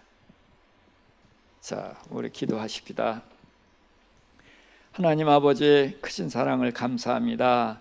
2020년도 한 해를 마감하는 이 마지막 시간, 주님께서 우리와 함께하여 주셔서 성경을 통해서 하나님이 어떤 분인지를 깨닫게 하시고 내가 누구인지를 알게 하시고 또 우리가 어떻게 살아가야 될지를 깨닫는 귀한 시간 되게 하여 주시옵소서. 아버지, 그러면서 정말 주님의 제자로서 주님의 발자취를 따라가고 아버지 주께서 명령하신 바를 이루어가는 저희들 될 수 있도록 인도하여 주시기를 원합니다. 아버지여, 이 모임이 앞으로 어떻게 나아가야 될지 주님 그 길을 열어 주시옵소서. 그래서 서로 교통하며 서로 충분히 교제하면서 나아갈 수 있도록 주님을 알아가며 실제로 우리의 삶에 적용해 나가는 그런 복된 만남이 될 수 있도록 저희를 이끌어 주시옵소서. 예수님의 이름으로 기도합니다. 아멘.